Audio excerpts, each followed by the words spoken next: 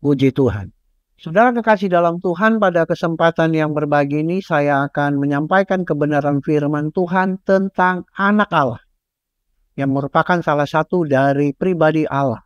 Nah, kita sering mendengar ada Allah Bapa, Allah Anak, dan Allah Roh Kudus. Nah, pada video ini saya akan menjelaskan tentang Allah Anak.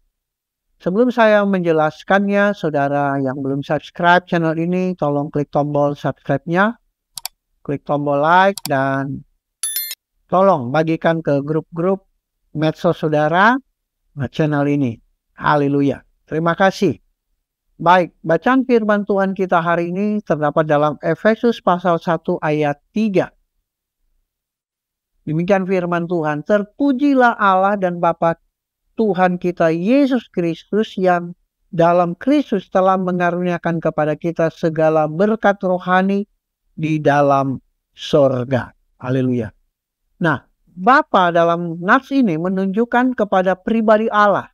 Hal ini lebih dari hanya sekedar sebutan, tetapi mengarah kepada pengertian hubungan antara Yesus dengan Bapa atau pribadi Allah. Nah, dalam Lukas pasal 1 ayat 35,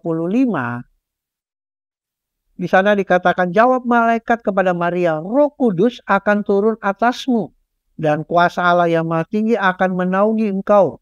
Sebab itu anak yang akan kau lahirkan itu akan disebut kudus, anak Allah. Nah, saudara kekasih dalam Tuhan, jadi Yesus yang dilahirkan oleh Maria adalah disebut anak Allah.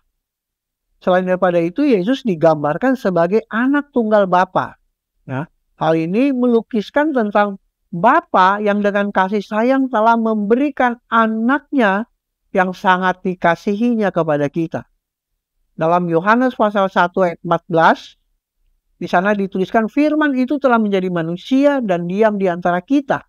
Dan kita telah melihat kemuliaannya, yaitu kemuliaan yang diberikan kepadanya sebagai anak tunggal Bapa, penuh kasih karunia dan kebenaran.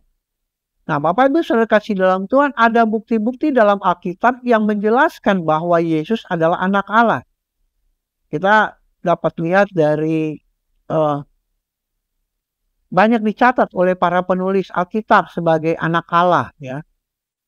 Misalnya dalam Kisah Para Rasul 8 ayat 37, 1 Korintus 1 ayat 19, Galatia 2 ayat 20, Efesus 4 ayat 13. Bahkan Yesus adalah firman Allah dan firman itu adalah Allah, dalam Yohanes pasal 1 ayat 1.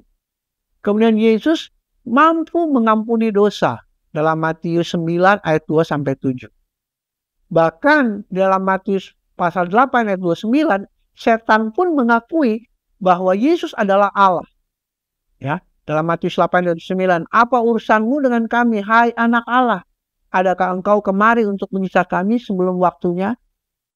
Dan kemudian Yesus mati dan bangkit pada hari yang ketiga. Nah, ini sekali lagi membuktikan bahwa Yesus adalah Allah yang hidup. Ya. Kemudian ia disembah oleh orang-orang dalam Matius 2 ayat 2.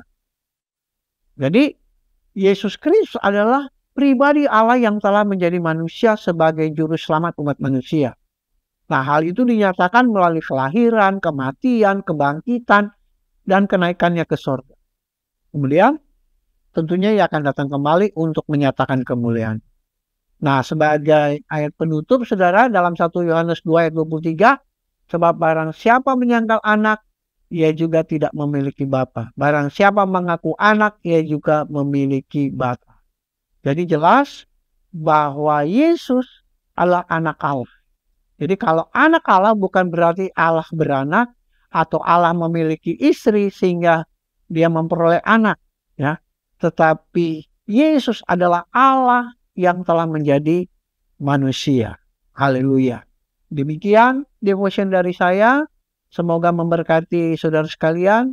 Jangan lupa, sekali lagi saya ingatkan, klik tombol subscribe-nya. Yang belum subscribe channel ini, klik tombol like dan berikan komentar di kolom komen. Terima kasih. Tuhan Yesus memberkati. Shalom.